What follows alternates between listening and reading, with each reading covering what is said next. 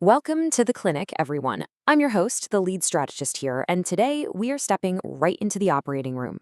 We're going to perform a highly clinical, strategic breakdown designed to completely demystify the Cambridge 9702 physics assessment.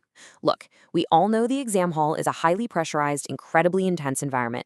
Picture the scene in your head right now. The clock is ticking down, the invigilator is pacing up and down the aisles, the silence is deafening, and you slowly turn over your exam paper. Your heart rate spikes. We are looking at real Cambridge physics expectations here. We're talking about the kind of standard that builds from those foundational syllabus codes like 0625, but then it escalates rapidly, almost ruthlessly, to the formidable 9702 advanced level standard. It's a whole different beast. Now, before we get into the cure, I want to introduce you to two specific students who perfectly represent the most common symptoms of a failing grade. First up, we have Alex. Now, think of Alex's exam paper. It is absolutely overloaded, just crammed with raw physics facts. Equations are written everywhere in the margins. Definitions are memorized and regurgitated word for word from the textbook. But here is the critical problem. There is zero critical analysis. Alex is suffering from what I call knowledge vomit. It's curing the symptom, but completely missing the disease. The examiner doesn't want a textbook, they want an applied physicist. Next up, we have Sam. Poor Sam. Sam's paper is just a complete mess of rushed, panicked scribbles. Sam constantly glances at the clock, the anxiety takes over, and as a result, Sam completely misses the highly specific requirements of the examiner's command words. If we were to examine both of their papers right now under a microscope, you would see an absolute sea of brutal red pen marks from the examiner. Marks lost not because they didn't study, but because they didn't strategize. But today, right here in this explainer, we change all of that. We are going to diagnose these fatal, grade-killing errors, and we are going to prescribe the exact methodology, the precise cure you need to achieve absolute physics mastery. We're turning those red marks into green check marks. Okay, let's look at our treatment plan for today. It's a 5-step roadmap to conquer the 9702 syllabus once and for all. Number 1, the 9702 exam blueprint. Number 2, multiple choice tactics. Number 3, decoding structured questions. Number 4, mastering practical assessments. And finally, number 5, the power of command words. Let's jump straight in. Section 1, the 9702 exam blueprint. You absolutely have to know your battleground before you step foot on it. Okay, looking at the sheer architecture of the grading system on this table, we really need to highlight the specific breakdown because so many students fundamentally misunderstand where their marks actually come from. The AS level consists of papers 1, 2, and 3, and these carry very specific, very deliberate weights. Paper 1 is your multiple choice paper, sitting at exactly 31% of the AS level. Paper 2, which contains your structured questions, is the heavyweight contender here at 46%, and then paper 3 is your practical assessment coming in at 23%. But then things get serious. We escalate to the full A level, which takes those foundational AS papers and combines them with papers 4 and 5. Suddenly, the entire landscape shifts beneath your feet. Enter paper 4. This is a grueling, marathon 2-hour paper worth 100 marks. It becomes the absolute mammoth in the room, accounting for a massive 38.5% of your entire A-level grade. And here's the kicker. It demands knowledge of material from the AS level too. It is completely 100% cumulative. You cannot just forget what you learned last year. And then we have paper 5, the planning, analysis, and evaluation paper, worth 30 marks.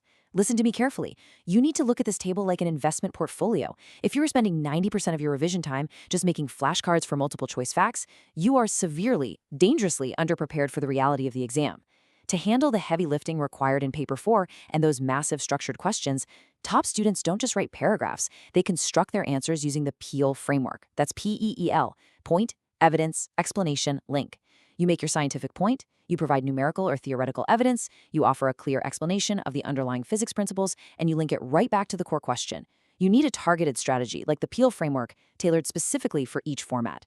Before we continue, subscribe to our YouTube channel, Ace the Exams, at acexams_IGCS to excel in your Cambridge examinations. Click that subscribe button and hit the bell icon right now. Moving on to Section 2, Multiple Choice Survival Tactics, the Math of Passing. Let's talk about Paper 1. This paper requires ruthless, almost cold-blooded time management and strategy. It is not just a test of raw physics knowledge, it's a test of your psychological endurance. Multiple choice questions are psychologically engineered by Cambridge examiners to feature distractors. Distractors are traps. They are cleverly designed answers that look absolutely correct if you happen to make a very common sign error or if you forget to square a velocity in a kinetic energy calculation. They know exactly what mistakes you're going to make, and they put that wrong answer right there as option B to tempt you. To survive this, you must burn this number into your memory right now. 75. You have exactly 75 minutes for 40 questions. If you do the math, pacing is absolutely everything in this paper. That gives you just under 2 minutes per question. Think about that. Less than 120 seconds. When that timer is ticking down in the exam hall, panic sets in fast. Imagine you hit a brutal kinematics calculation on question 4. You're sweating, you're stressing, and you spend 6 whole minutes trying to force an answer because your ego won't let you skip it. Guess what? You have just stolen time from 4 other questions at the end of the paper that might have been incredibly easy one-step theory recall questions. You are bleeding marks because of poor time management, not poor physics. The 75 minutes is a strict, non-negotiable budget, and you are the accountant. If a question is bankrupting your time, you must swallow your pride, drop it, move on, and return to it later. This brings us to a brilliant piece of official guidance from the examiners themselves. This perfectly illustrates why strategic pacing outscores panicked rushing every single time. The quote reads, "It is better to answer 30 questions correctly by using time sensibly, rather than 40 questions incorrectly because you have rushed." I really want you to let that sink in for a second. Accuracy over speed, quality over quantity. If you are rushing like our friend Sam, you are physically not reading the word "not" in a question stem.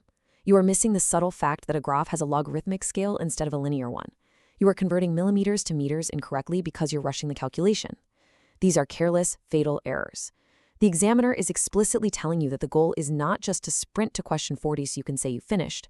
The goal is to securely bank the marks along the way. Using your absolute best judgment on a hard question, combined with secured, guaranteed marks on the ones you sensibly took your time on, is the winning formula for paper 1. So how do we actually do this?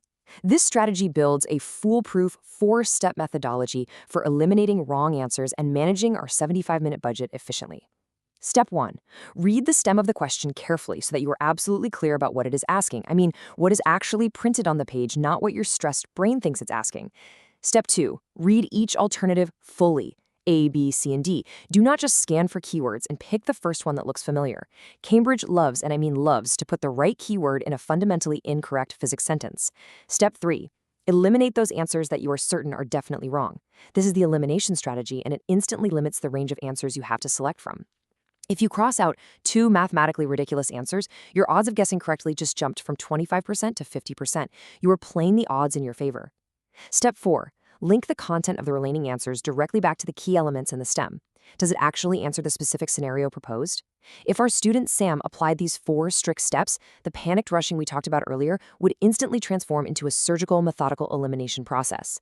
It's about being cold, calculating, and efficient. All right, Section 3, Decoding Structured Questions, Anatomy of an Answer. This is where the heavy lifting begins. Structured questions in papers 2 and 4 are usually divided into several parts, part A, part B, part C, all based around a common theme or physical system. In many of these, a value or a piece of information you calculate in part A is going to be absolutely required in part B or C. If you mess up that very first step, you risk carrying an error forward and tanking the whole question. This is where expectations between the 2 levels shift dramatically, and you need to be ready for it. Imagine we're doing a data scan right now. Picture a complex physics data chart showing the radioactive decay of a specific isotope over time. At the AS level, the expectation is relatively straightforward and guided. The examiner might ask you to state a definition of half-life, write out a standard decay equation, and then mechanically use a single piece of data from that chart along with the equation to find an answer. But look closely at the A-level expectations. This is where the training wheels come off. The gloves are off. You are now required to make short-written statements, provide highly detailed explanations of the phenomena, carry out complex multi-step calculations without being prompted for each step, sketch an accurate graph from scratch, or draw a simple diagram representing the system. Consider this hypothetical flaw. Let's say our student Alex gets a question on this radioactive decay chart. Alex writes a massive, beautiful, historically accurate paragraph explaining the history of radioactivity, mentioning Marie Curie and everything. But Alex fails to explicitly reference the specific data points from the graph to calculate the half-life as requested. What happens? Alex loses the marks, almost all of them. The flaw is an absolute absence of the evidence and link phases in that Peel framework we discussed earlier. You must explicitly bridge the gap between the theoretical physics concepts floating around in your head and the cold, hard, specific data provided in the question. Stop scrolling. Subscribe to our YouTube channel, Ace the Exams, at acetheexams_IGCSE to excel in your Cambridge examinations. We've helped thousands of students improve by 2 to 3 grade boundaries. Join them right now by subscribing to @acetheexams_IGCSE and turn on all notifications so you never miss our weekly exam strategy sessions. Section 4, Mastering Practical Assessments. This is where we emphasize skills over syllabus. Papers 3 and 5 are completely unique beasts because they test purely practical skills, deliberately excluding your knowledge of core subject content. Let me repeat that because it's a massive paradigm shift. You could be the absolute greatest theoretical physicist in your entire school, but if you cannot manipulate physical apparatus on a desk, if you cannot present data in a highly specific, Cambridge-approved table format, or if you cannot critically analyze uncertainties, you will fail these papers. It's that simple. The examiner is literally testing if you can correctly identify independent and dependent variables, and if you actually understand why taking multiple readings and averaging them reduces random errors. Let's look closely at the mark distribution for the AS level paper 3. Question 1 offers 7 solid marks purely for manipulation, measurement, and observation. It literally wants to see if you can physically set up the apparatus without breaking it. It gives 6 marks for presentation.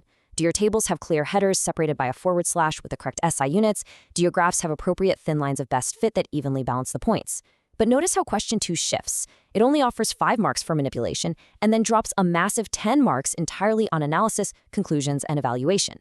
This is where you have to identify specific sources of error and suggest realistic improvements. And right here is a major grade-destroying pitfall.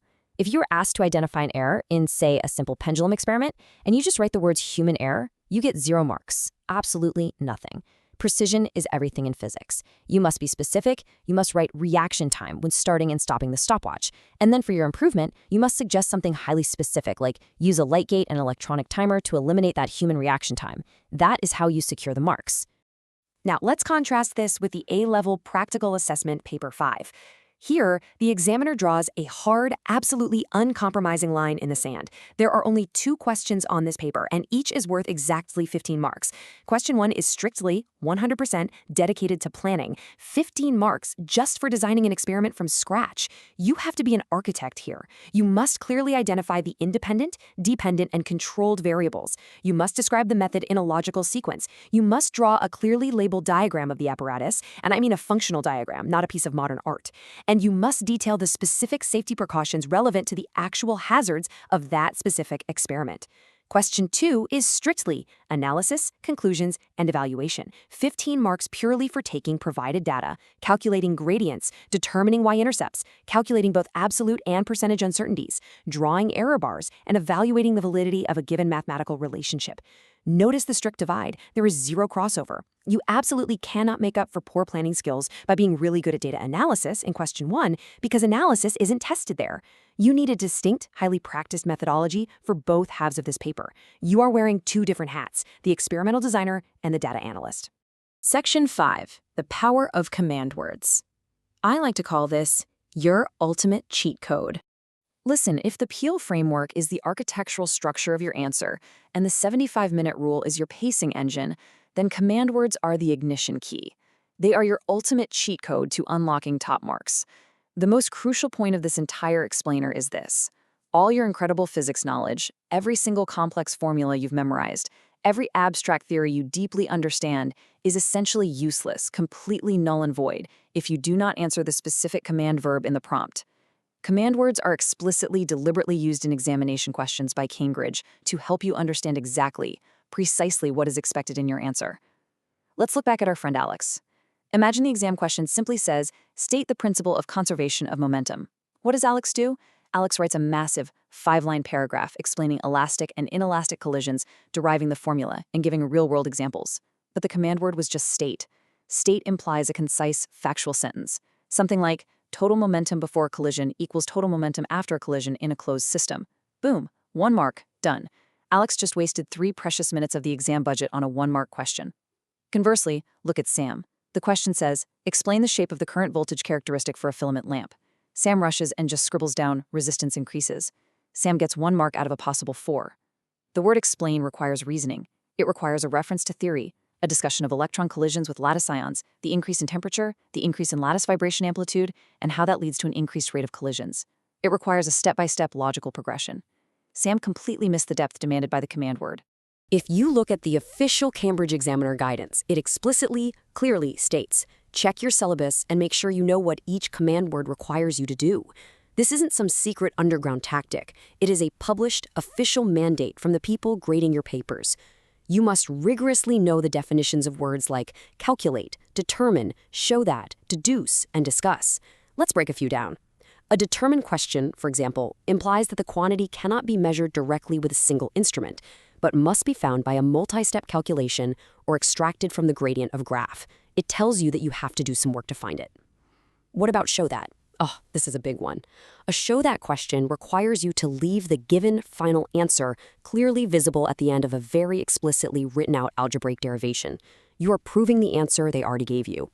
Skipping logical algebraic steps in a show that question because you did it in your head is a guaranteed 100% way to lose marks, even if your final line perfectly matches the paper. Students who implement these physics strategies see an average improvement of 2 grade boundaries, but only if they practice consistently with our weekly videos. Here's your final reminder. Subscribe to our YouTube channel ACE Exams, at @aceexams_IGCSE, to excel in your Cambridge examinations. Subscribe right now to @aceexams_IGCSE and click that bell. Don't let another exam pass you by. As we wrap up the clinic today, I want to leave you with this final provocative thought to anchor your revision. Ask yourself honestly right now, do you know exactly what the command words in your syllabus require you to do? If you are hesitating, if you aren't 100% sure of the difference between describe and explain, then your revision is fundamentally incomplete. But the good news is, you now have the cure. You have the diagnosis for exactly what goes wrong in the exam hall. You have the PEL framework to flawlessly structure your long answers. You have the strict 75-minute matrix to survive the multiple choice paper. And you have the blueprint to handle practicals and decode command words. The tools are in your hands, the rest is up to you. Drop a comment below with your target grade for physics and the biggest challenge you're facing. Our team responds to every comment. Like and share this video with a study partner. Ace the exams. Your Cambridge success starts here.